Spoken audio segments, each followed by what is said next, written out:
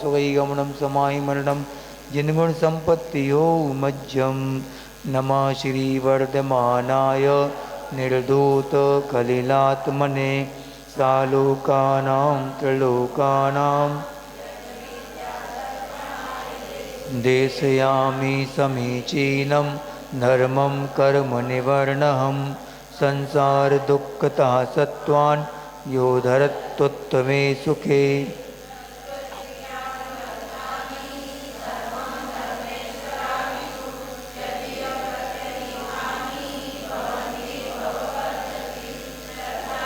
परमात्मानमाप्तागं तपोभृतां त्रिमूलापोलमष्टाङ्गं सम्यक् दर्शनमस्मयम्।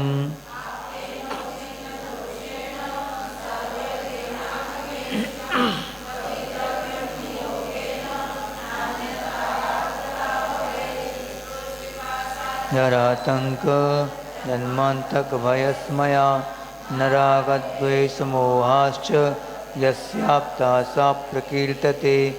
परमेष्टि परम ज्योतिर्विरागो विमलाकृति सर्वज्ञो नादिमध्यान्ता सार्वाशास्तोपलाल्यते।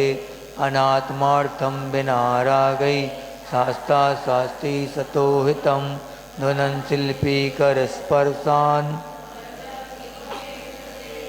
आप्तोपज्ञमनुल्लङ्घ मद्दृष्टिष्टविरोधकं तत्तोपदेशकृत्सार्वं शास्त्रं कापत्यघट्टनं विषयासा।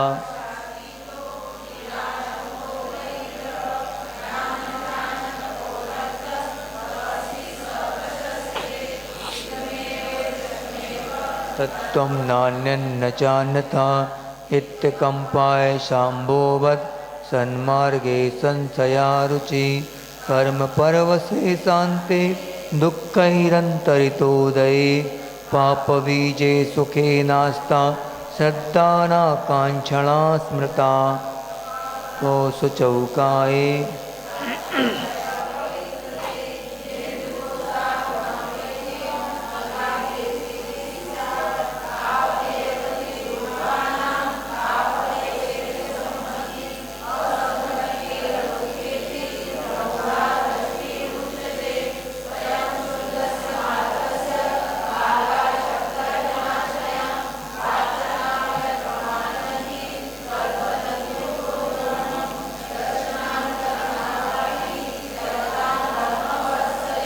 प्रत्यवस्थापनं प्राज्ञै स्थितीकरणमुच्यते।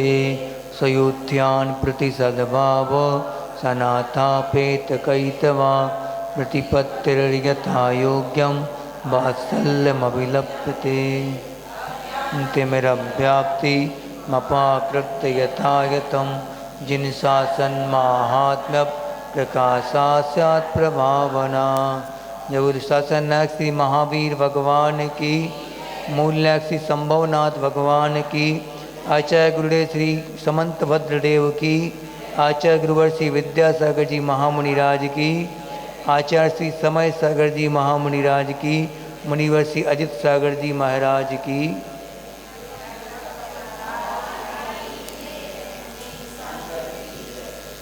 कल अपन ने क्या पढ़ा था? प्रभावानांग का स्वरूप अपन ने बहुत अच्छे से समझा था कि मात्र बाहरी आडंबरों में, सोने चांदी के रथ निकालने में और बड़े बड़े जुलूस आदि निकालने में प्रभावना मानना ठीक नहीं। अकेली वो तो है तो प्रभावना, जिन शासन की प्रभावना तो होगी, जिन देव का वैभव प्रकट होगा लोगों में, कैसे इनके यहाँ समोसन की रचना आदि होती है, विधान कैसे होते हैं, पूजन विधान कितनी मर्यादा के साथ, ये भी होगी प्रभावना। लेकिन उसमें अगर अपन मैसेज क्या जाएगा सामने वाले के ऊपर, वो भी देखना पड़ेगा कि अगर आप उसमें आयोजनों में अच्छे अच्छे प्रस्तुति वगैरह होती रहें, झांकी वगैरह ऐसी की जिससे लोगों को मालूम पड़े कि इनके देव सद्गुरु कैसे होते हैं और इन लोगों में अहिंसा करुणा का भाव कितना ज़्यादा है, ये तो इससे और ज़्यादा प्रभावना होती है। जैसे स्कूल कॉलेज वगैरह खुलवाना, और जैसे बरनी जी थे, बरनी जी ने अपना पूरा जीवन किस में निकाला? शास्त्रों की, और शास्त्रों का जो स्वाध्याय आदि जो था, कैसे अपने जैन शास्त्रों का प्रकाश सबके सामने लाए। बरनी जी की जीवन गाथा पढ़ना कभी आप, उसमें उन्होंने कम से कम 50 गुरुकुल ऐसे खुलवाए जहाँ पे अभी भी वो गुरुकुल ऐसे हैं कि बिल्कुल पूरे देश में जैन धर्म का प्रचार आदि करते हैं और अन्य लोगों के सामने जैन शासन का महत्व प्रकट करते हैं। इतने बहुत बड़े अच्छे सियादवाद आदि गुरुकुल जो हैं, अब मड़ावरा में भी गुरुकुल है ना, मड़ावरा में गुरुकुल है, खनिया दाना में है, ऐसे कई जगह, बरुआ सागर में है, मोराजी में है। मोराजी तो बहुत फेमस है अभी, जहाँ पे योग सागर जी की दीक्षा हुई थी आचार्य के द्वारा, मोराजी में, सागर में, वहाँ पे एमपी में। ऐसे एमपी में भी खुलवाया और उत्तर प्रदेश में भी मथुरा आदि में उनने बहुत काम कार्य किया इस संबंध में। और मुनिषी सुधा सागर जी ने भी कितने सारे हॉस्टल वगैरह से खुलवाया, सांगानेर में भी और खनिया दाना हैदराबाद में भी पाली है, हाँ, सांगानेर बालिका छात्रावास। ऐसे ये कि सब इसने क्या होता है, इनसे जैन शासन का प्रकाश सबके सामने आता है। इन लोगों में और वहाँ काय का पाठ पढ़ाया जाएगा, आतंकवादी बनाने का पाठ नहीं पढ़ाया जाएगा, वहाँ पे कौन सा पाठ पढ़ाया जाएगा, अहिंसा और सत्य का पाठ पढ़ाया जाएगा। वहाँ पे जैन सिद्धांतों को पूरी तरह से समझा के और सबके सामने प्रस्तुत किया जाएगा अच्छी शैली में। और पहले शास्त्रार्थ आदि होते थे, बैठ जाओ, पहले के समय में शास्त्रार्थ आदि होते थे। तो कैसे शास्त्रार्थ होते थे कि शास्त्रार्थ माने कि वाद विवाद में आप पराजित करके दिखाओ। जैसे बौद्ध मत का बहुत प्रचलन था उस समय, बौद्ध वैदिक मत का, तो जैनों का भी था। तो जैन लोग जो अपने आचार्य आदि होते थे, जैसे आचार्य वो थे, क्या नाम, आचार्य अकलंक स्वामी थे, तो उनके बारे में आता कि वो जहाँ जाते थे वो सीधा घंटा बजाते थे राज्य का, और घंटा बजा के सीधा बोलते थे कि तुम्हारे राज्य में अगर कोई हमसे बात में हमें हरा दे, बात यानी कि खंडन मंडन में आपके मत का खंडन हम करेंगे, आप हमारे मत का खंडन करना, अगर जो भी हारेगा उसका धर्म स्वीकार किया जाएगा पूरे राज्य के द्वारा। ऐसा होता था, ऐसी प्रवाहना होती थी पहले के समय में। और आजकल वाद विवाद का ज़माना गया, अब वो वाद विवाद की जगह फिर गनादि का उपयोग होने लगा, वो अस्त्र शास्त्र की जगह शस्त्र हो गए अब तो, अस्त्र शस्त्र, इसलिए बात विवाद का बिल्कुल समय थम सा गया। लेकिन अब फिर बाद अब क्या होने लगा, अपने अपने धर्म के हिसाब से प्रभावना करते हैं सभी लोग, कोई शिविर लगाता है, कोई ये 10 दिन के शिविर लगाते हैं पर्यूषण के दिनों में, ऐसी प्रभावना होती उससे श्राव को। लेकिन ऐसा नहीं कि प्रभावना में 10 दिन खूब प्रभावना करी, 10वें दिन सिगरेट पीने बैठ गए, शराब पीने बैठ गए, 10 दिन हो गए पूरे, बस 10वां दिन हुआ पूरा, बस 11वें दिन वो शिविर में है भी, और वहीं पे और शुरू हो जाता है उनका सब कुछ। हमने खुद देखा अपनी आंखों से। तो क्या ऐसे लोगों के बाद ऐसे लोग क्या करेंगे, आप प्रभावना करवाएंगे। आपने जितनी प्रभावना वहाँ 10 दिन के शिविर में नहीं करी, उतना आप देख के और आपको क्या लोग सीखेंगे। ऐसे ही सिखाया जाता शिविर में, क्या ऐसे नियम आदि होते वहाँ के, ढील डाल होती नियमों में, ऐसा नहीं। अपन को अगर किसी भी शिविर में बैठते हैं या किसी आयोजन में भाग लेते हैं, अंदर से परिवर्तन आना चाहिए, क्योंकि आप गुरुओं के संपर्क में आए हो, जिनवाणी के संपर्क में आए हो आप अगर, तो आपकी नैतिक जिम्मेदारी क्या बनती है कि जो हमने पढ़ा है उसको फॉलो करें, और नहीं कर पा रहे मान लो फॉलो, तो उसको स्वीकार करना सीखें कि हम नहीं कर पा रहे, हमारी गलती है, अपना अपराध स्वीकार करना सीखो। नहीं तो फिर क्या होगा इससे कि नहीं, वो तो ऐसे ही लिखा है शास्त्रों में, ऐसा बोल दिया तो क्या होगा इससे, आपकी प्रभावना तो होगी, साथ में पूरे जैन शासन की प्रभावना होगी। इसलिए कोई भी अपराध अपने द्वारा बन जाता है अगर, तो उसको स्वीकार करना सीखना चाहिए अपन के लिए, तुरंत स्वीकार करके उसको सुधार करें और सबके सामने सुधार करना आना चाहिए, इससे और ज़्यादा प्रभावना होगी।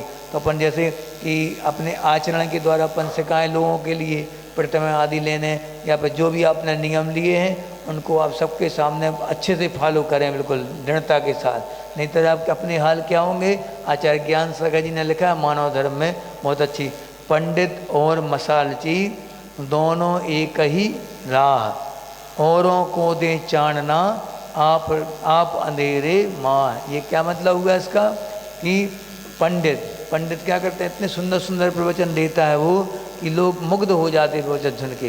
एक बार पंडित जी थे, उन्होंने बोला, इतने सुंदर प्रवचन दिए भट्टा के ऊपर कि भट्टा नहीं खाना चाहिए, बहु जीवों का घात होता है, बहुत सारे बीजों का घात हो जाता, भट्टा खाने से बहुत हिंसा होती थी। और वो उनकी पत्नी बैठी थी उसी प्रवचन में, हजारों लोग बैठे थे, पत्नी बैठी थी। तो पत्नी ने क्या किया, भट्टा नहीं बनाए, पंडित जी पहुँचे खाने के लिए, पंडित जी को बहुत पसंद थे भट्टा। अब पंडित जी ने जैसे खाने के लिए बोला कि भट्टा कहाँ है, कि अरे आपने तो बोला था प्रवचनों में कि भट्टा नहीं बनाना, भट्टा में बहुत दोष होते हैं। क्योंकि अरे मूर्ख, ये भट्टा प्रवचन के भट्टा थे, वो घर के भट्टा नहीं थे, प्रवचन के भट्टा थे। ऐसा इनका जीवन कैसा होता है। पंडित जी भैया जी को नहीं लेना तुम लोग, पंडित जी कहते तो जिनका चरित्र तो निर्मल है, जो बोलते हैं वो आचरण में भी लाते हैं। ऐसा नहीं एक आसन आदि करते हैं, रात्रि भोजन का त्याग है, सब कुछ ऐसा नहीं तुम खसीट लो उसमें, बाजार के भोजन का उनका त्याग है। और फिर एक अष्टमी चतुर्दशी के दिन वो वहाँ नहीं खाते, कहते हैं मैस में।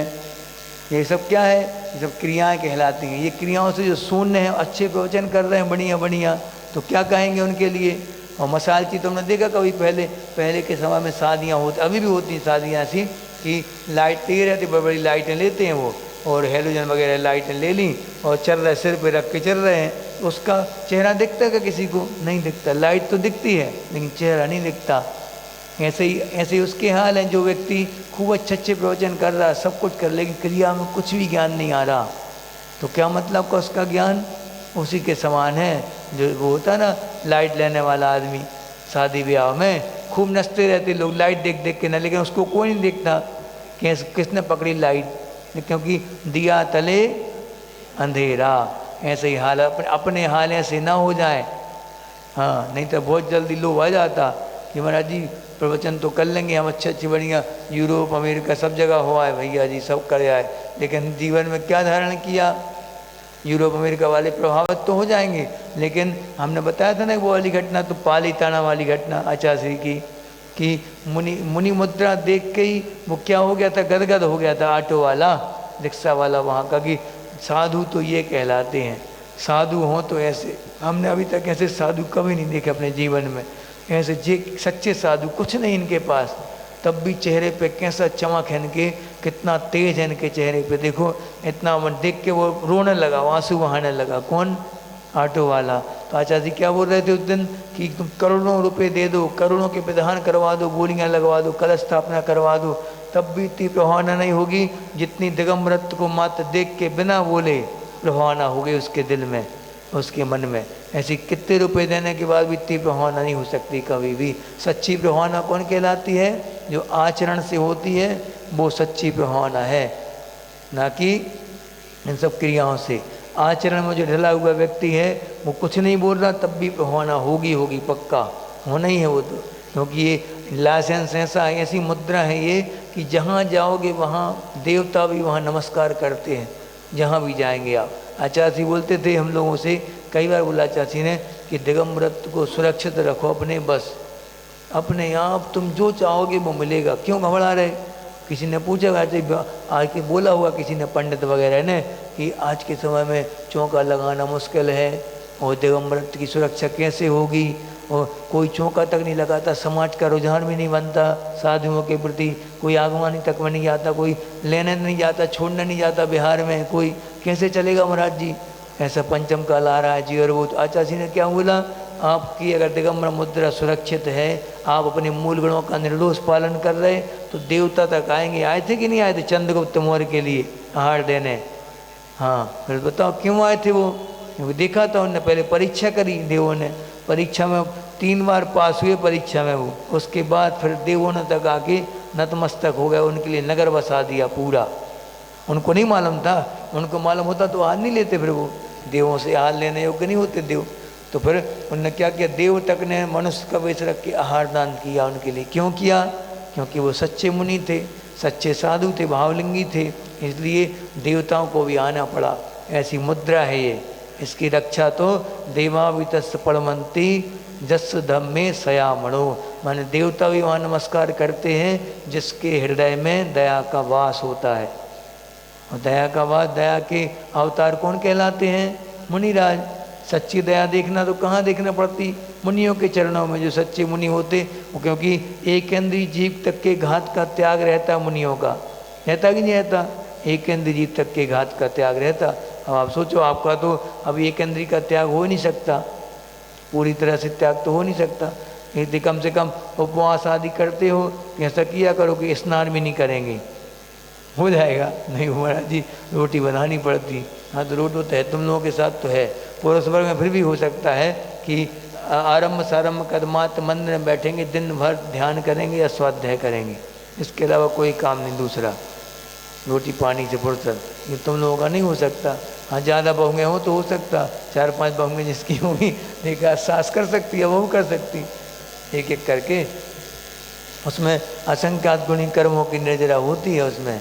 हाँ बिल्कुल सच्ची बात, हमने किया था एक बार घर में, माँ चाची के वचन सुना था तो उसमें किया था कि आगे आएगा तुम लोगों की उपवास के दिन क्या क्या करना नहीं चाहिए। स्नान नहीं करना चाहिए, अंजन नहीं लगाना चाहिए, और इतर फुलेल आदि नहीं लगाना चाहिए, ये सब बताए इसमें आगे आएंगे। और रोज दो उपवास वाले में आएंगे कौन कौन से दोष लगते।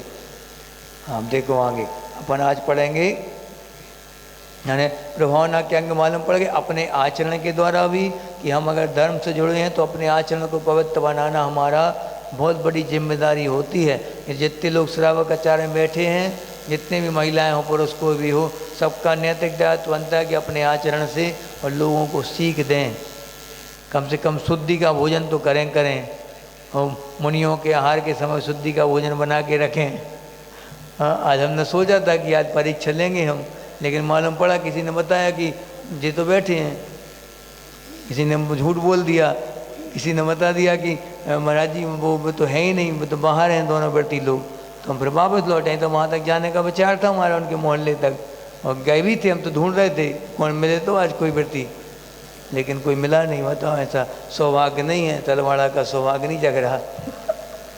हाँ लेकिन ऐसे में नियम लेना चाहिए जरूर, क्योंकि एक साधु अपने घर के सामने से निकल गया, हम कितने अभागे कहलाए कि वो साधु सोच के भी आया कि हमें आज चौकी व्यवस्था में नहीं जाके उस व्यवस्था में जाएंगे जो अपने लिए बना रहा हो, जिसने जो भी बना के खिला दे वो खा लेंगे चुपचाप।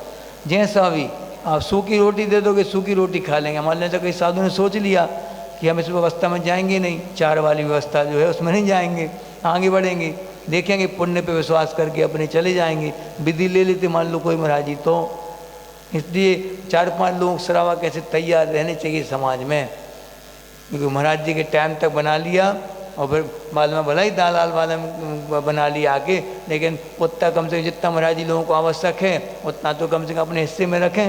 अतिथि संविभाग क्या कहलाता है, यही तो है।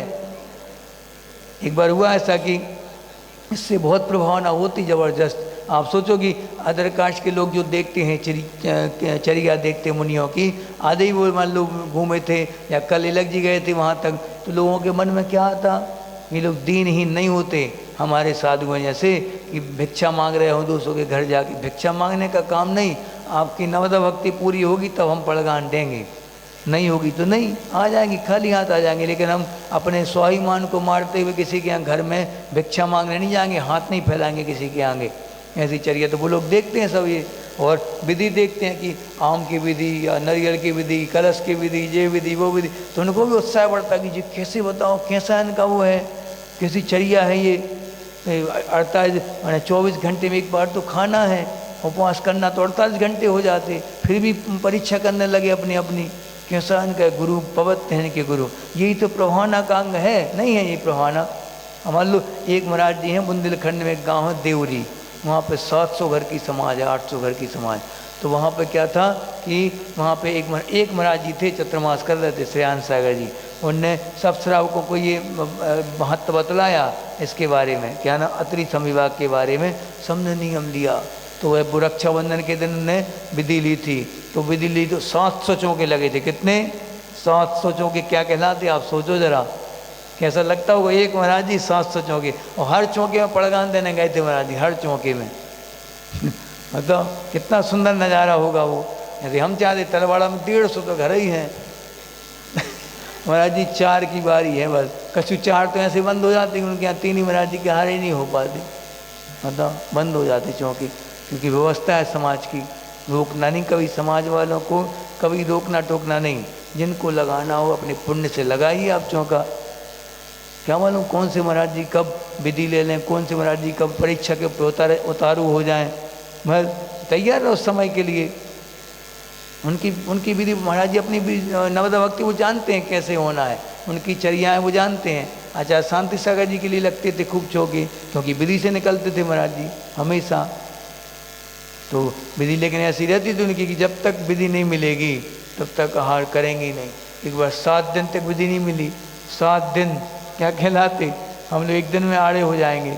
7 दिन तक विधि नहीं मिली थी उनकी। एक महाराज जी ने नेमावर में मुनि श्री इंदिरामा सागर जी ने विधि ली थी एक बार। काय की विधि ली थी? सुपारी की, सुपारी की विधि ली। अब अच्छी भयंकर गर्मी, 45-46 टेम्परेचर था उस समय, जबरदस्त गर्मी।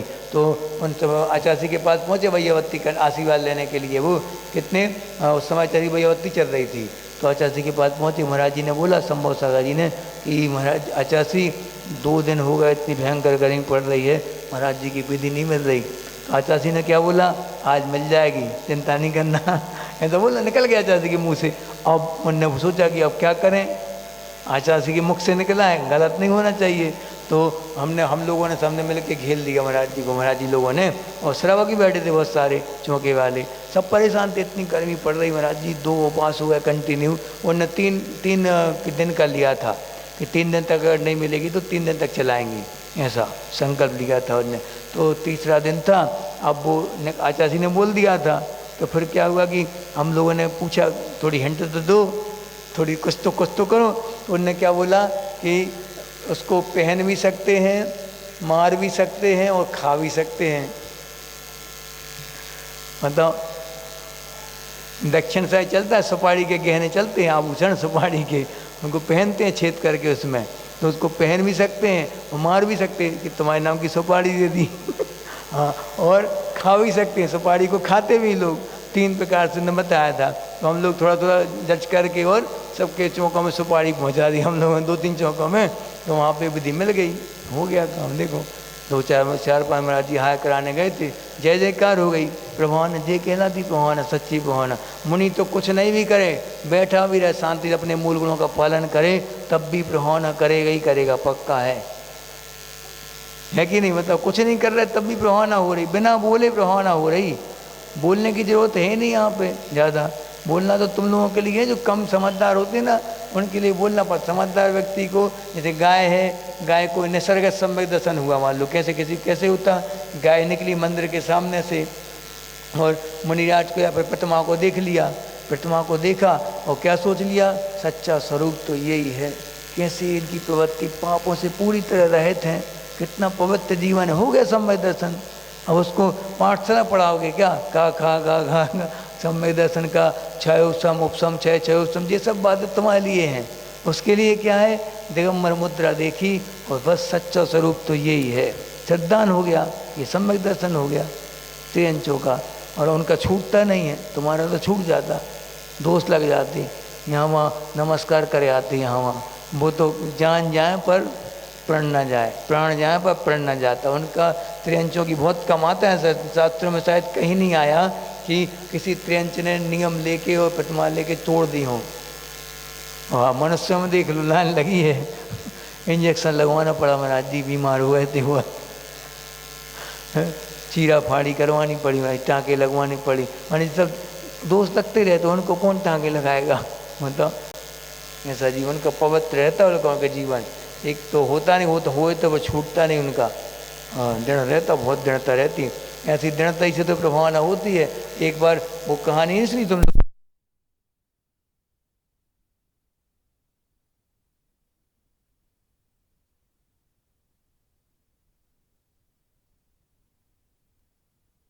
के बेचारा बहुत दुखी होने लगा कि स्त्रियों के चरित्र का कोई ठिकाना नहीं, कब किसके ऊपर कौन सा आरोप लगा दें और किसके प्राण लेने का कोई ठिकाना नहीं।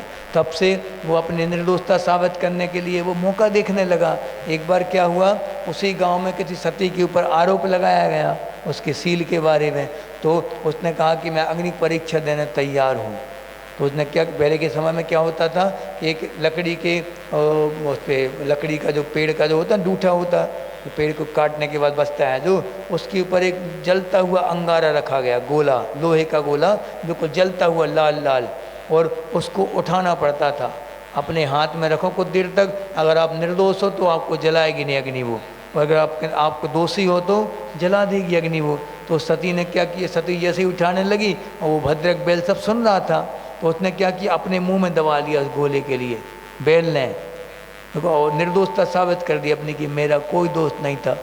तो फिर बाद में देवताओं ने आके उसको, जो ओरिजिनल जो वो जिसने अपराध किया था, जो माँ सौतेली माँ, उसको ला के खड़ा कर दिया देव ने आके, तो उसने अपराध स्वीकार कर लिया। फिर बाद में सती ने अपने हाथ में ले लिया, दोनों की निर्दोषता साबित हो गई। इससे क्या होती, ऐसे निर्दोष आचरणों से क्या होता है, जिन शासन की जय जयकार होती, प्रभावना होती। कई लोगों ने सम्यक दर्शन धारण किया, पवित्र है ये जैन शासन, ऐसा कह के, और कई लोगों ने सम्यक दर्शन आदि व्रत लिए, मुनि दीक्षाएं ली कई लोगों ने। आचार्य समंतवत स्वामी का अपन ने कहानी पढ़ी थी, उसमें क्या हुआ था, राजा शिवकोटि ने पूरे राज्य के सिपाहियों के साथ सबने सम्यक दर्शन को धारण किया था और मुनियों के चरण, कौन से मुनि के चरण में, समंतभद्र देव के चरण में। उन्हें फिर दीक्षा ली थी, जाके दीक्षा लेके और फिर इनको दीक्षा दी थी शिवकोटि मुनिराज के लिए।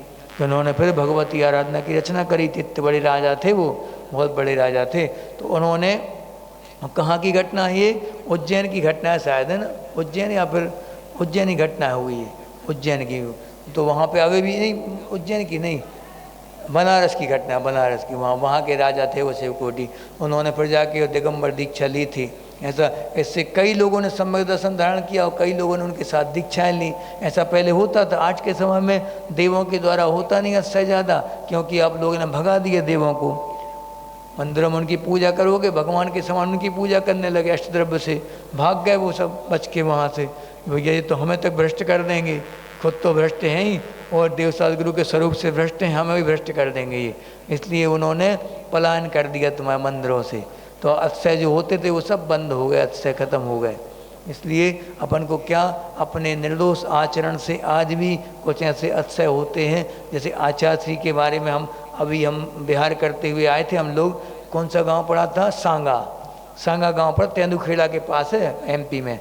तो तेंदुखेड़ा के पास एक गांव सांगा है, वहाँ पे अदर कास्ट तक के लोगों ने बताई, ऐसा नहीं कि एक व्यक्ति ने बताया हो, कम से कम 50 लोगों ने बताई ये घटना, उनकी साक्षात आंखों से ये घटना थी। आचार्य अब पहली बार सांगा पहुँचे तो आहार के लिए निकले, उनकी इतनी पवित्रता थी आचार्य की उस समय। तो उनने क्या किया, आहार किए, जिस मंदिर के बगल में झोपड़ी थी किसी की, उसमें आहार हुए थे आचार्य। वो झोपड़ी हम देख के आए थे, अभी गए थे जब, तो झोपड़ी में जैसे ही आचार्य आहार के लिए खड़े हुए, अपने आप एक स्वर्ण कलश की आकृति निर्माण हो गई थी, बहुत बड़ी आकृति थी वो। तो उसके बाद जब तक आचार्य के आहार चलते रहे, पूरे गांव में वो कलश घूमता रहा, पूरे गांव में वो स्वर्ण कलश। हजारों लोगों ने, कई गांव से लोग 1 घंटे तक करीब आहार चले थे, तो पूरे के कई 7-8 गांव के 10-12 गांव के इतने आ सके थे, सभी लोग आ गए अपने अपने वाहनों से उस समय, और सबने अपनी आंखों से साक्षात वो कलश देखा, अपनी आंखों से खुद देखा। और जैसे ही आचार्य आहार करके बैठे, वो गायब हो गया कलश अपनी आंखों। अभी भी अदर कास्ट के लोग बताते हैं सब घटना है, हम नहीं बता रहे अपनी तरफ से, क्योंकि हम जब तक सुनते नहीं या साक्षात जिनने देखा उनसे नहीं सुनते, जब तक हम बोलते नहीं कभी। हाँ, उड़ते थे आकाश में, उड़ने वाले जिनने थे भोपाल के भी कई लोगों ने बताया हमारे लिए कि आचार्य की आगवानी जब भोपाल हो रही थी, सबसे पहले जब आचार्य भोपाल पहुँचे थे, तो उस समय कई लोगों ने देखा आचार्य को। बस में से उतरे लोग, पहले पहुंच गए, एक स्टाफ पहले, वहाँ देखा आचार्य जमीन से इतनी ऊपर चल रहे थे। लोगों ने खुद अपनी आंखों से देखा, जिनने देखा उन्होंने बताया हमें, हम आपको बता रहे हैं, हमने तो नहीं देखा था, लेकिन लोगों ने जिनने देखा उन्होंने बताया कि पैर के निशान भी नहीं बन रहे थे आचार्य के जमीन में, इतनी फास्ट चल रहे थे और जमीन से ऊपर चल रहे थे आचार्य। देखा होगा, लोगों ने बताया। विदिशा की एक घटना है, विदिशा में एक ब्राह्मण है कोई, उस समय हेड कांस्टेबल थे, वहाँ पे ड्यूटी थी उनकी। तो हम लोग जब 2014 की बात, हमारी दीक्षा का 1 साल हुआ था उस समय, तो चतुर्मास के समय क्या, आगे इधर आओ, सामने आओ ना। हाँ, डरने की तुम्हें सजा नहीं मिलेगी, चिंता नहीं करो, लोग तो छूट वाले हो, क्लास पढ़ के आए ना जी लोग। तो उनने देखा, जो हेड कांस्टेबल थे वो मानते नहीं थे पहले जैन धर्म के लिए, चिढ़ते थे बहुत ज़्यादा। तो उनने क्या किया कि उनने देखा आचार्य के करते क्या हैं जी रात में, तो उन्होंने क्या देखा, जाके झांक के देखा, जब आचार्य के कमरे में चुपके से झांका उनने, क्या करते, तो अपने आप ऐसे आचार्य बैठे थे, 2 बजे करीब की बात है, आचार्य 1:30 बजे उठे ही जाते हैं, बैठ जाते सामायिक पे। तो उन्होंने देखा कि आचार्य अपने आप मात्र आचार्य की आकृति दिख रही है, और पूरा का पूरा शरीर ऐसा लाइटेड शरीर था कि जैसे चकाचौंध हो जाए आँखों में, उसकी आँखें चकाचौंध हो गई, उसकी आँखें पूरी। भागा वहाँ से वो, क्या है ये, मतलब फिर जब से वो आचार्य को अपना गुरु मानने लगा और उनके प्रताप से अच्छा वो अभी बोलता उनके घर पे गए थे, भी हम लोग निकले थे वहाँ से, तो बोल रहे थे आचार्य के प्रताप से 4 खंड की बिल्डिंग उसने बनवाई थी, अभी उसका काम चल रहा। हम लोग द्वारा गए थे ना जब 21 में, जब उसका काम चल रहा था बिल्डिंग का, वो सब कुछ आचार्य की बहुत बड़ी फोटो उसने अपने बंगले पर लगाई है और उसका नाम विद्या भवन रखा है। अभी भी आचार्य को बहुत मानता वो हमेशा। क्यों नहीं मानेगा जब साक्षात उसने आंखों से देखा चमत्कार गुरु जी का, ऐसे व्यक्ति क्यों प्रभावित नहीं होंगे। ये कहलाती है क्या, बिना बोले प्रभाव ना करना। और एक बार अमरकंटक की घटना सुन लो, अब सुनाने पे आए तो पूरे सुन लो तुम तो आचार्य के संस्मरण जितने हमें याद हैं। एक बार क्या हुआ, ये तो अन्य संप्रदायों के जो अमरकंटक तुम लोग गए हो कभी, अमरकंटक में बहुत बड़ी संख्या में उनके मठ हैं, ब्राह्मणों के आश्रम, बहुत बड़े बड़े मठ हैं उनके गुरुओं के, उनके जगत गुरु वगैरह वहाँ पे शंकराचार्य वगैरह बहुत हैं वहाँ। तो वहाँ पे आनंद मठ बहुत बड़ा मठ है एक, वहाँ पर हजारों उनके वो तपस्वी रहते हैं और साधना करते रहते हैं अपने हिसाब से वो लोग। तो एक बार क्या हुआ, जब आचार्य पहली बार अमरकंटक पहुँचे उस समय कड़ाके की ठंड थी अच्छी, जनवरी फरवरी का महीना था। उस समय आचार्य पहुँचे, बर्फ़ जमी हुई थी, पूरे वातावरण बर्फ़ जमी थी वहाँ पूरे में। तो आचार्य जैसे ही पहुँचे उन्होंने सुना आचार्य के बारे में कि ये दिगंबर साधु हैं, वो कुछ चिटाई टाई नहीं लेते, ऐसे ही सोते हैं। मान नहीं सकते हम, ऐसी ठंडी में कोई ऐसा सो सकता क्या, माइनस में टेम्परेचर है, असंभव है, मान नहीं सकते किसी की बात। हम तो खुद जाके देखेंगे। तो 12 बजे रात में, कब आचार्य सो रहे थे वहाँ, और आचार्य कैसे सोते थे, कोई महाराज जी आदि कोई हाल में कोई नहीं रहता था, अकेले आचार्य और बीचों बीच हाल में उनका पाटा लगता था। आचार्य का पाटा बिल्कुल, मान लो इतना बड़ा हाल है तो बिल्कुल बीचों बीच उनका पाटा लगेगा, सबसे बिल्कुल बीच में सेंटर में। और वहाँ पे ना कोई सपोर्ट, ना कोई पिलाई, ना कुछ, अकेले आचार्य नग्न अवस्था में और पिलाई पे से सो रहे थे। अब जैसे ही वो लोग पहुँचे, सैकड़ों की संख्या में पहुँचे वो लोग, आज तो हम अपनी आंखों से देखेंगे, हम जब मानेंगे। हम मान नहीं सकते किसी की बात कि ऐसा कोई तपस्वी हो ही नहीं सकता। हम लोग नहीं रह सकते जब इतने साल से यहाँ पे हैं, हम लोग 4-4 5-5 कम्बल ओढ़ते हैं जब ठंड निकलती हमारी, और ये तो खुले पहाड़ में कैसे रह सकते, हो नहीं सकता। तो वो गए परीक्षा करने के लिए और दरवाज़ा धीरे से दरवाज़ा खुलवाया। अब सब उनके आदमी थे पूरे वो, तो उन्हें खोलना ही पड़ा, उनकी जब चलता है वहाँ पे उनकी।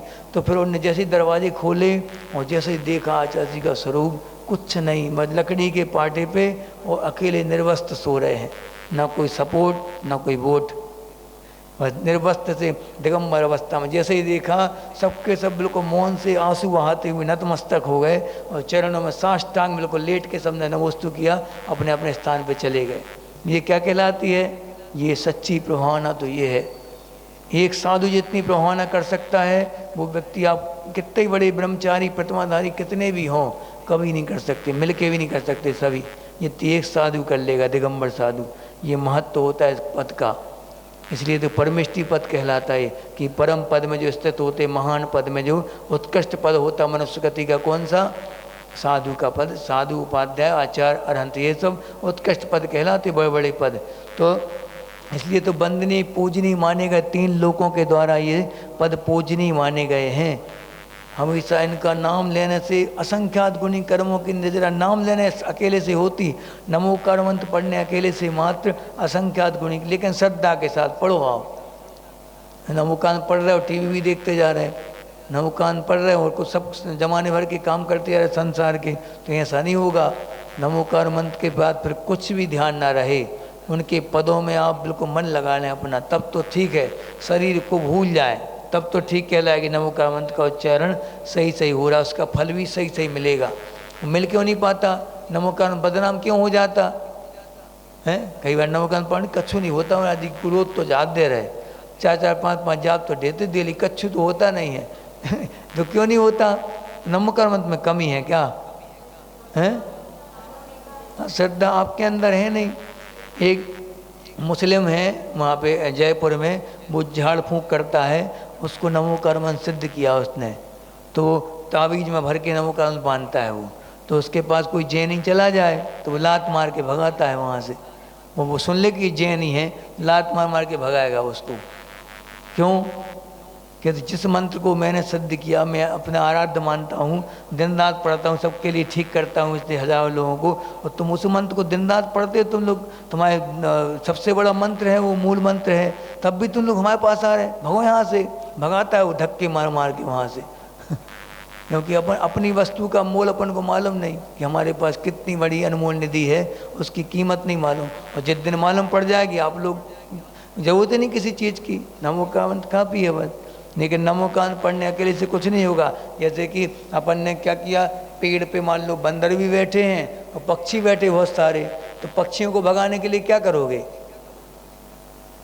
क्या करोगे पक्षी भगाने के लिए, बोलो हैं? एक ताली बजा दो पूरे पक्षी भाग जाएंगे कि पत्थर मारना पड़ेगा? नहीं। और बंदर को भगाने के लिए ताली बजाओगे वो तुम्हें बजा देगा पकड़ के, वो लठ भी मारोगे, लठ उठाना पड़ेगा उसके लिए। कौन सा? चारित्र रूपी लठ। और नमोकार मंत्र क्या है? असंज्ञ सम्यक दृष्टि में नमोकांत पढ़ता है, और एक मुनिराज भी नमोकांत पढ़ते, एक प्रतिमाधारी नमोकांत पढ़ता। दोनों की निर्जरा में असंख्यात असंख्यात गुणे का फर्क है। मुनि जब पढ़ेंगे नमोकार मंत्र तो कैसे पढ़ेंगे? ध्यानात्मक रूप में पढ़ेंगे कि एकाकार हो गया, अनंत परमेष्टि से, सिद्ध परमेष्टि से, आचार्य परमेष्टि से उनका एकाकार एक मेक हो गए, वो उसी में डूब गए। मात्र पद के अलावा कुछ नहीं दिख रहा, शरीर से अपना ममत समाप्त कर दिया उस समय, मात्र 5 परमेष्टियों के पद में स्थित हो गए। वो कहलाएगा क्या? मुनियों का ध्यान। उसमें कैसी अनंत गुणी कर्मों की नजरा होगी। और आपकी कैसी होगी? असंयम सम्यक दृष्टि, कोई संयम नहीं, कोई प्रतिमा नहीं, कोई नियम कानून नहीं जीवन में, तो उनकी होगी तो निर्जरा, लेकिन कैसी होगी? वो पक्षी भगाने वाली तो हो जाएगी। और मुनियों की कैसी होगी? बंदर भगाने वाली, लठ मिलेगा उनके लिए, क्योंकि उनके पास क्या है? चारित्र रूपी लाठी है उनके पास। उस लाठी से अपने आप वो मोह रूपी बंदर जो है वो भाग जाएंगे। छोटे मोटे कर्मों की निर्जरा तो सबकी हो जाती है नमोकांत पढ़ने से, वो उनकी तक हो रही है। जब अदर कास्ट लोग जब सिद्ध कर लेते नमोकांत तो उनकी हो रही है, फिर तो अपनी होगी। अपन तो जैन है, अपन तो सम्यक दृष्टि है, होना चाहिए, होती है। विश्वास रखो इस बात का कि नमोकांत का जैसे हमने उच्चारण किया अपने आप संबल मिलता रहता अपने लिए, और मिलना चाहिए। नहीं मिलता, अपन पढ़ते जा रहे हो फिर भी विश्वास नहीं हो रहा, तो फिर कमी अपनी ही कहलाएगी। उससे नमोकांत की बदनामी होती। बोलना नहीं किसी से फिर कि हमारा काम नहीं होता नमोकांत पढ़ने से। नहीं, हमारा काम होता तो इसी मन से सब कुछ होता है, ये मोक्ष तक मिलेगा इसी मन से, लेकिन हम नहीं कर पा रहे, वो हमारी कमी है। ठीक है, ऐसा सिद्धांत करना और विश्वास और अपने स्वीकार कर लेना, वो कहलाएगी क्या? प्रभावना के लिए कारण बनेगा। राजा सैनिक क्यों प्रभावित हुए थे जैन शासन से? उन्होंने जब मुनियों की कहानी सुनी, 3 गुप्ती वाले मुनियों की कहानी, अब तुम लोग के विस्तार से चले तो समझ में आए, कभी पढ़ा हो जिसने उसको तो आ जाएगा समझ में कि 3 मुनिराज आए थे आहार करने के लिए। चेल्ला ने पूछा, ऐसा बोला चेल्ला ने, महाराज जी ऐसा करके चले गए, 1 चले गए, 2 चले गए, 3 चले गए, तीनों ऐसा करके चले गए। अब तीसरे महाराज चौथे आए, वो खड़े हो गए चौके में, और जैसे ही चेल्ला ने ऐसा कहा महाराज जी ने खड़े हो गए, वहाँ पड़गान हो गया। अब जैसे ही पड़गान हुआ, मंद महाराज जी ने अंदर जाके अवधि ज्ञान लगाया। 3 का मतलब क्या है? 3 गुप्ती के धारी आप हों तो आइए, वरना जाइए, क्योंकि जिन शासन के लिए खतरा है यहाँ पे, अप्रभावना का सवाल है। क्योंकि सैनिक ने क्या किया था? मुनियों की परीक्षा लेने के लिए उसने, और अपने जहाँ किचन बनाया था उस किचन के नीचे गड्ढा करवा के बहुत सारी हड्डियाँ और मांस गड़वा दिया था वहाँ पे, उसके ऊपर पे चौका बनवाया था महाराज जी के लिए। हम बताओ, तो चेल्ला समझ गए कि कुछ गड़बड़ है, इनके मन में कुछ चल रहा है, इतनी जल्दी वो प्रभावित नहीं हो सकते, जरूर मेरे गुरु की परीक्षा का यहाँ पे सवाल आया है। तो फिर चेल्ला ने, समझदार थी चेल्ला, तो चेल्ला थी, उसने क्या किया? 3 उंगलियाँ दिखा दी, क्योंकि 3 गुप्ती के धारी मुनिराज को ही अवधि ज्ञान होगा, मनप्रय ज्ञान होगा, केवल ज्ञान होगा, वरना नहीं होगा। इसलिए उसने 3 उंगली दिखाई। महाराज जी समझदार थे, तो उन्होंने क्या किया? 1 उंगली, हमारी 1 गुप्ती नहीं है, वो चले गए जंगल की ओर। फिर दूसरे महाराज जी उनने भी कहा 1, हमारी 1 नहीं है, उनने कहा 1 नहीं है। फिर तीसरे चौथे जो आए उनने कहा हमारे तीनों हैं, आइए स्वागत है। तो फिर अवधि ज्ञान से उनने, जैसे ही उनने अवधि ज्ञान लगाया और जान लिया कि इनके किचन में क्या गड़े हुए हैं, मांस आदि गड़े हैं, तो वो वहाँ से अंतराय करके वापस आ गए। वो भी ऐसा हुआ। तो फिर पूछने गए सैनिक 3-4 महाराज जी से कि आप क्यों आ गए आहार किए बिना? सैनिक हिल गया बिल्कुल कि एक तो बड़ी मुश्किल से साधु आए नगर में और अब तीनों ऐसे ही चले गए, क्या हो गया, क्या हो गया? सब लोग पूछ रहे थे। चेल्ला से पूछा, चेल्ला ने कहा हमें भी नहीं मालूम ये बात, तो महाराज जी से चल के पूछते हैं। गए, तीनों महाराज जी ने अपनी अपनी कहानी सुनाई, वो हम बाद में सुनाएंगे कभी कि मनगुप्ती की कहानी कौन सी है, कैसे उनकी मनगुप्ती टूट गई थी, बचन गुप्ती कैसे टूटी, काय गुप्ती कैसे टूटी, और चौथे महाराज जी की तीनों थी। उन्होंने बता दिया कि आपके किचन में क्या गड़ा था, हड्डियाँ और चर्म गड़े थे वहाँ पे, इसलिए हम लोग आहार नहीं कर सकते अपवित्र वस्तु जहाँ पे हो, वहाँ अलाप अलाप करके आ गए थे। तो सैनिक कितना प्रभावित हुआ, तब से पक्का सम्यक दृष्टि हो गया सैनिक। क्यों हो गया? ज्ञान के महात्म से और मुनियों की चर्या को देख के कि ऐसा सत्य शासन है। मुनि ने भी अपनी बात छुपाई नहीं कि हम गोलमाल करने को, कि हमें मन नहीं था आने का, विधि नहीं थी तो नहीं आ पाए, बोल देते, बहाना बना देते, हम तो सत्य हम लोग सही, हम तो नहीं, हमारी मनोगुप्ती नहीं है। तो उन्होंने पूछा कौन सी नहीं है, बता दिया कैसे नहीं, हमारी मनोगुप्ती कैसे टूट गई, सब कहानियाँ बताई उन्होंने पूरी अपनी। तो ये क्या था, ये इतना बड़ा प्रभाव पड़ा सैनिक के मन पे इस बात का कि जो उनके मुनि कितने सत्य धर्म के पालक होते हैं, इनके साधु उनके श्रावक कितने पवित्र होते हैं, इतना पवित्र जिन शासन, बस उसके बाद से वो जैनी हो गया, पक्का जैनी। अब कितने प्रयास कर लो तुम, जो प्रभाव चर्या का पड़ता है वो प्रभाव किसी का नहीं पड़ता कभी भी, ऐसा रहता। इसलिए अपनी चर्या व्यवस्थित बनाओ। जैन हैं तो जैनों के आचरण अपन के अंदर होना चाहिए। कभी ठेले पे मंचूरियन चाट वगैरह खाते नहीं देखना चाहिए जैन लोग। हाँ, किसी और से बुला के घर में खा लो भलाई, लेकिन कम से कम ठेले पे लजवाओ मत, क्योंकि जैनों के बारे में यही सब लोग जानते हैं कि जैन लोग कभी रात्रि में नहीं खाते, जैन लोग कभी बाजार का नहीं खाते, अनछना पानी नहीं पीते। अपन लोग सब कुछ करने लगे आजकल, सिगरेट बीड़ी तो आम बात सी हो गई है, मतलब बच्चों के लिए। तो फिर यहाँ तो है कोई नहीं, यहाँ तो ऐसे बच्चे सुनने में नहीं आया अभी तक किसी बच्चे ने ऐसा कोई काम किया हो। यहाँ तो बहुत अच्छे बच्चे हैं, माता पिता भी बहुत अच्छे, संस्कार अच्छे यहाँ के। अब सुनने में आएगा तो हम बता देंगे, का नाम नहीं लेंगे बोल तो सकते अपन, हमारा काम भी है बोलना, तो माइक रखा है तो कुछ ना कुछ तो बोलेंगे तो यही बोलेंगे कि अपना आचरण सुधारो भैया, तुम लोग आचरण सुधारोगे तो जैन धर्म की शाख और बढ़ेगी, अपनी संख्या बढ़ेगी, लोग प्रभावित होकर और जैन धर्म में आएंगे, दीक्षाएं लेंगे और व्रत आदि लेंगे महाराज जी लोगों से, दुकान चलेगी। आचार्य जी की दुकान कहाँ चलती थी? बुंदेलखंड में, क्योंकि वहाँ प्रतिमाधारी बहुत जल्दी तैयार हो जाते थे, अदर कास्ट तक के लोग प्रतिमाधारी वहाँ। तो अभी बासुदा में महाराज जी ने शिविर लगाया था, वहाँ पे एक हैं, कोई नाम भूल गया उनका, हम वो बक्सवाहा थे, बक्सवाहा ऐसा कुछ नाम, उनको नाम था उनका, भूल गया, नाम याद नहीं आ रहा, अदर कास्ट थे वो।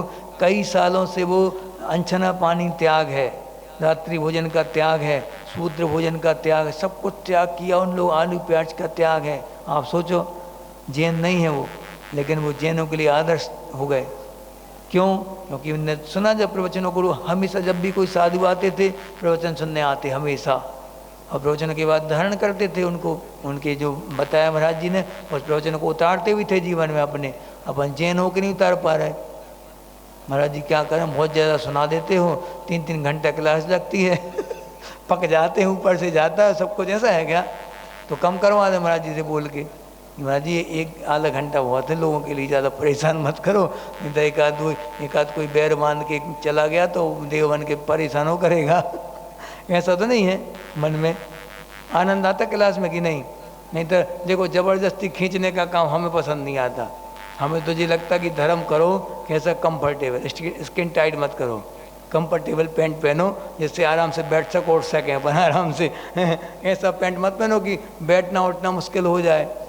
इसलिए जब तक अपना क्लास में मन लगे तब तक पढ़ना, नहीं लगे तो बिल्कुल नहीं आना, छूट है आपके लिए, हम कुछ नहीं कहेंगे। हम कभी नहीं कहेंगे कि आप क्यों नहीं आते, क्यों हाजिरी डालने लगें, गोला लगा दें, उनको घर से बुलवा लें, ऐसा ज़बरदस्ती वाला काम नहीं।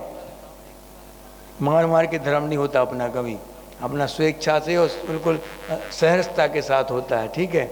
इसलिए अपन लोग इसी कारण तो प्रभावना होती है कि सहजता के साथ जो परोसा जा रहा है लोगों के लिए, वो अच्छे से आज लोग ग्रहण करते हैं, और ग्रहण करने के बाद आत्मसात करेंगे, उसके लिए अपने जीवन में उतारेंगे भी। और ज़बरदस्ती करेंगे तो कुछ दिन तक तो चलेगा ठीक ठाक, अनुशासन जो लगाया जाता है, तो अगर ज़बरदस्ती अनुशासन किया जा रहा है तो वो कुछ दिन तक तो आपके अनुसार चल लेगा, लेकिन बाद में कब तक हिटलर समझेगा फिर आपके लिए कि आप हिटलर हैं, कुछ दिन आपसे डरेगा फिर।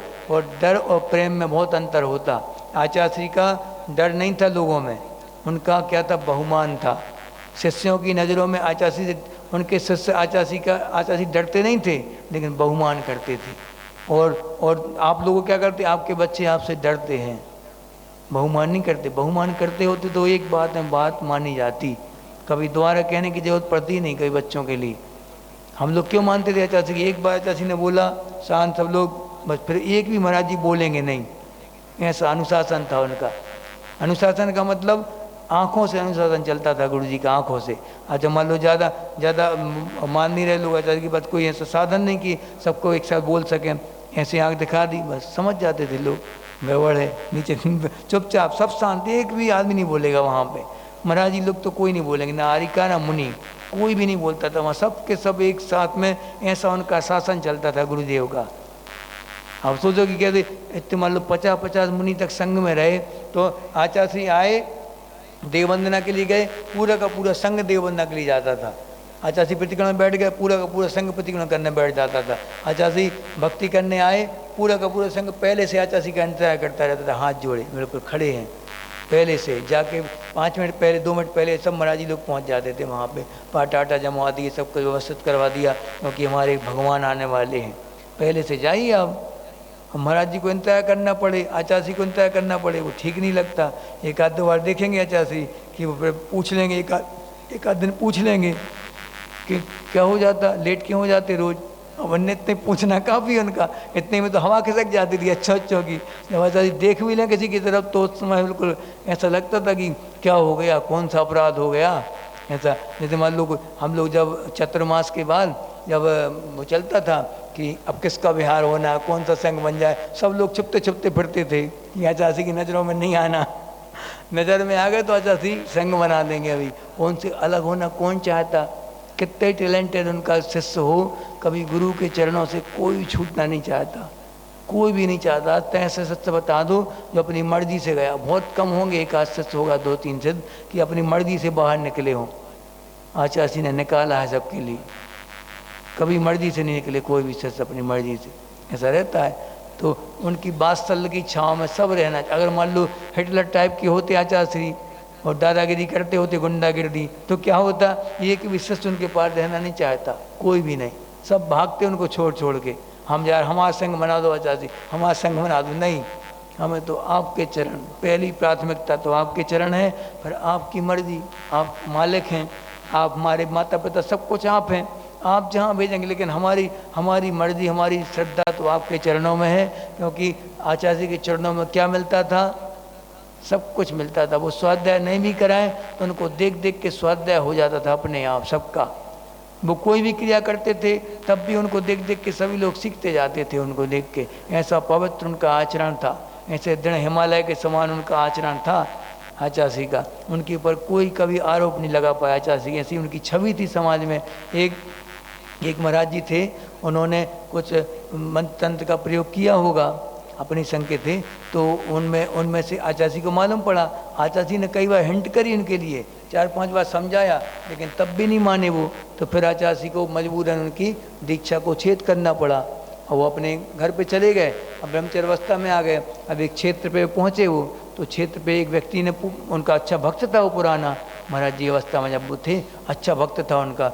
उसने क्या बोला उनसे, ब्रह्मचारी जी से, कि आप बताओ कितने बड़े मुनि थे आप, आपकी कोई गलती नहीं थी, मतलब आचार्य गलती हो, क्यों आपको उनने ऐसा वस्त्र पहना दिया, भगा दिया आपके लिए, बिल्कुल कैसे हैं आचार्य। तो वो कहने लगा आचार्य के बारे में उल्टा सीधा। तो उसी समय ब्रह्मचारी चिल्ला के बोलते हैं, खबरदार जो मेरे गुरु के बारे में अगर तुमने कुछ कहा तो। कोई गलती आचार्य, कोई शिष्य नहीं कह सकता कि आचार्य ने उनको मौका नहीं दिया। कई मौके दिए, मुझे खुद आचार्य ने 5-6 मौके दिए, लेकिन मैं नहीं संभल पाया, मेरी गलती है। मेरे गुरु के बारे में कोई कुछ नहीं कह सकता। गुरुदेव आसमान है, आसमान में कभी भी कोई दोष नहीं होता। दोष होता है थूकने वाले का, जो आसमान के ऊपर थूकेगा उसके मुंह पे गिरेगा। इसलिए आचार्य के प्रति इतना श्रद्धान, इतनी दृढ़ आस्था थी लोगों की, मुनियों की, कि अभी भी आचार्य ऐसा लगता नहीं कि आचार्य हम लोगों से दूर हैं कहीं। लगता है कि हमेशा वो हम लोगों के लिए मार्गदर्शन देते रहते हैं। हमेशा अंदर अंदर वो, जब भी कोई मुसीबत आती है, कोई भी ऐसा लगता है कि अब किसका कहाँ जाएं, किसके सहारे रहें, या किसका मार्गदर्शन ले, अब क्या करना चाहिए, तो अपने आप आचार्य अंदर आँख बंद करो, सामान्य के बैठो, अपने आप मार्गदर्शन सबको मिलता जाता। जितनी जितनी जिसकी श्रद्धा होगी उतना उतना मार्गदर्शन पाता जाएगा। वो नहीं होगी तो आप जानो आपका काम। संग में रह के भी जो आचार्य के विपरीत चलते थे उनका जीवन देख लो। संग में रह के भी अलग है वो आचार्य से, और दूर रह के भी आज्ञा पालन कर रहे, वो दूर रह के भी आचार्य के करीब हैं, बिल्कुल करीब हैं। उनके दिल में आचार्य हमेशा विराजमान है। ऐसा सोचना चाहिए अपन को कभी भी। अलग तो मात्र शरीर अलग हुआ है, शरीर को अलग कर सकता, जो मृत्यु जो है उसने किसको अलग किया है? शरीर को अलग किया। आत्मा तो अभी भी आत्मसात आचार्य कण कण में सबके बैठे हुए हैं, आचार्य हमेशा रहेंगे। मरण जब तक मोक्ष नहीं मिलता तब तक गुरुदेव का उपकार प्रत्येक जीव के ऊपर रहेगा रहेगा। ऐसे उपकार, ऐसे उपकारों से तो अपन उनके जो सिद्धांत थे, उनकी जो चर्या थी, उनके पालन करने के लिए अपन प्रेरित होते रहते हैं। और प्रेरित होंगे तो उससे और ज़्यादा जिन धर्म की प्रभावना होगी। सभी की ऐसी भाव बनते जाएं और सभी लोग ऐसी जिन शासन की प्रभावना हमेशा करते रहना, कभी थकना नहीं। कभी गृहस्थी में फंस भी जाओ तब भी हमेशा समय निकालते रहना स्वाध्याय आदि के लिए, और लोगों का कल्याण करने के भाव हमेशा अपने अंदर जागृत होने चाहिए, होते रहते हैं। यही प्रतीक है कि आप दयावान हैं, आप करुणावान हैं। और करुणा दया तो लक्षण है अपना, सम्यक दृष्टि का लक्षण है। और करुणा का अभाव कहाँ हो जाता है? करुणा का अभाव किसके अंदर हो जाता है? ये मोह की गिनती जितनी जितनी आपकी गाड़ी होती जाएगी उतना उतना करुणा का अभाव आपके अंदर होता ही जाएगा।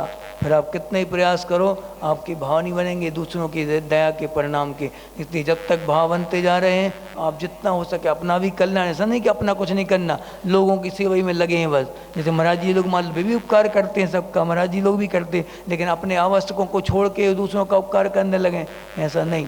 आचार्य बोलते हैं कि उपकार करना एक लिमिट तक।